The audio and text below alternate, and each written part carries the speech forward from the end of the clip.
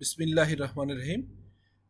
Taxation ক্লাসের principal of taxation আমরা সিএর certificate level এবং আপনার প্রফেশনাল লেভেলের জন্য এই ভিডিওগুলো বানাচ্ছিলাম। আজকে দ্য ইনকাম ট্যাক্স অ্যাক্ট 2023 এর অংশ 3 অর্থাৎ পার্ট 3 আন্ডার সেকশন 13 to 17 এর ভিতরে কর আপিল ট্রাইব্যুনাল বা ট্যাক্সেস অ্যাপিলেট ট্রাইব্যুনাল সম্পর্কে বলা আছে। আমরা শুরু থেকেই সেকশন 13 প্রথমেই দেখব। আমি শফিকুল আলম, যথারীতি আপনাদের সামনে গত সেশন থেকে আপনারা খেয়াল করেছেন যে আমরা রেগুলারলি হচ্ছে ইনকাম ট্যাক্সের উপরে সেশন নিচ্ছি। সো অংশ 3 কর appeal tribunal taxes appellate tribunal section 13 appeal tribunal প্রতিষ্ঠা।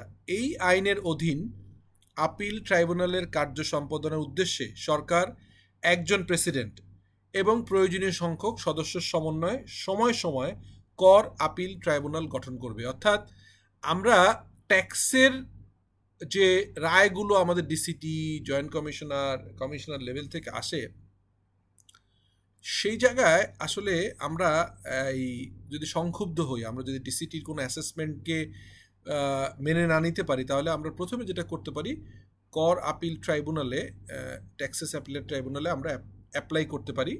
সো সেটা অ্যাপ্লাই করবার জন্য যে বেঞ্চে বা যে আদালতে আমরা অ্যাপ্লাই করি, যে আপনার আপিল ট্রাইব্যুনাল আমরা অ্যাপ্লাই করি, সেটার নাম হচ্ছে ট্যাক্সেস অ্যাপিলেট ট্রাইব্যুনাল। আচ্ছা, এখন আমরা এই আইনের অধীন আপিল ট্রাইব্যুনালের কার্য সম্পাদনের উদ্দেশ্যে সরকার একজন প্রেসিডেন্ট এবং প্রয়োজনীয় সংখ্যক সদস্য সমন্বয়ে সময় সময় কর আপিলেট ট্রাইব্যুনাল গঠন করবে। অর্থাৎ একজন প্রেসিডেন্ট থাকবেন এবং একাধিক হচ্ছে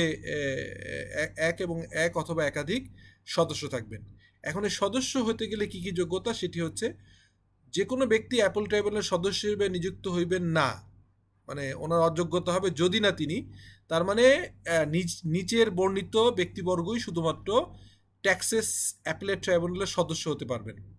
ক, তিনি কোনো সময়ে বোর্ডের সদস্য হয়ে থাকেন এবং বর্তমানে বোর্ডের সদস্যের দায়িত্ব আছেন, অর্থাৎ মেম্বার ছিলেন অথবা আছেন, তিনি জেলা জজ আছেন বা ছিলেন, তিনি কর কমিশনার হইয়া থাকেন, যদি একজন কর কমিশনার হয়ে থাকেন, তিনি ধারা 327 অধীন কর আইনজীবী এবং পেশাগত আয়কর কার্যালয়ে ন্যূনতম 10 বছরের অভিজ্ঞতা সম্পন্ন। অর্থাৎ 327 যদি আবার আমরা দেখি, 327 আমরা দেখতে পাবো যে এখানে এই যে কর আইনজীবী বা পেশাগত কর প্রফেশনালসদের এখানে সংজ্ঞা দেয়া আছে।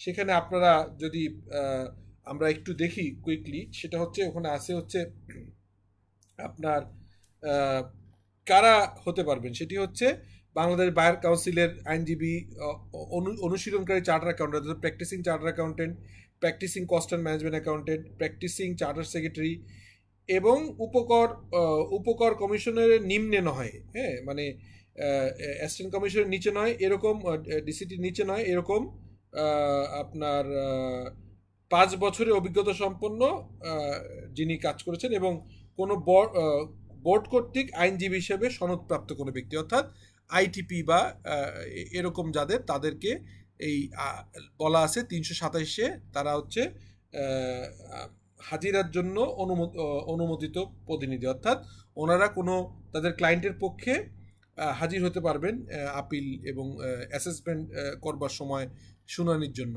তো যাই হোক, তো সেই জায়গায় হচ্ছে যে charter accountant, cost and management সবাই প্র্যাকটিসিং আইনজীবী, তারপরে হচ্ছে চার্টার সেক্রেটারি এবং উপকর কমিশনারের নিচে নয় এরকম কোনো আপনার কর যিনি চাকরি করতেন এরকম কোনো প্রফেশনালস। তো এখানে এটা গেল একটা, এই 327। এরপরে হচ্ছে উমতে আছে তিনি পেশাগতভাবে আর্থিক এবং কর সংক্রান্ত আইনের খসড়া প্রণয়ন কার্যে বিশেষজ্ঞ এবং অনন্য 10 বছরের অভিজ্ঞতা সম্পন্ন, অর্থাৎ উনি ট্যাক্স পলিসি এবং ট্যাক্সের যে আইনগুলো খসড়ার কাজে কাজ করেছেন, লয়ার হতে পারেন, গভর্নমেন্টের এনবিআর চাকরি করতে পারেন। সরকার এবং আপিল ট্রাইব্যুনালের সদস্যদের মধ্য হতে একজন সদস্যকে, যিনি বোর্ডের সদস্য ছিলেন বা আছেন, প্রেসিডেন্ট নিয়োগ করবেন। অর্থাৎ সরকার এই যে একজন প্রেসিডেন্ট এবং বললাম সদস্য, তো এখানে সবাই সদস্য হওয়ার পরে এখান থেকে আপনার একজন আপিল ট্রাইব্যুনালের সদস্যের মধ্যে থেকে একজনকে প্রেসিডেন্ট নির্বাচিত করবেন, যিনি হচ্ছে আপনার বোর্ডের সদস্য হিসেবে ছিলেন বা আছেন।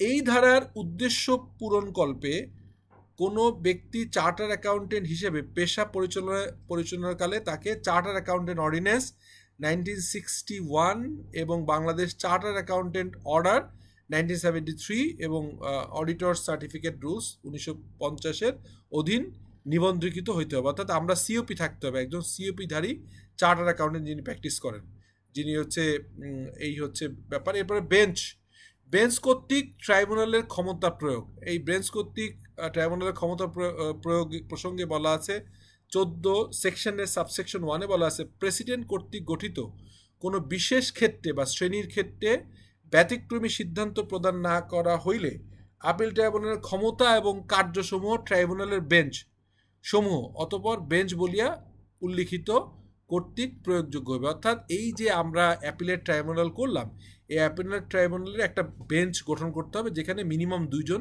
সদস্য থাকবেন। তো এরপরই বলা আছে উপধারা 2-তে বলা আছে, 2-এর ভিতর বলা আছে 2 মানে সেকশন 14-এর সাবসেকশন 2-তে বলা আছে উপধারা 1-এর অধীন গঠিত বেঞ্চ অনন্য 2 জন সদস্য থাকবে। এই যে বেঞ্চ গঠন করার কথা বলে সেখানে মিনিমাম 2 জন থাকবেন।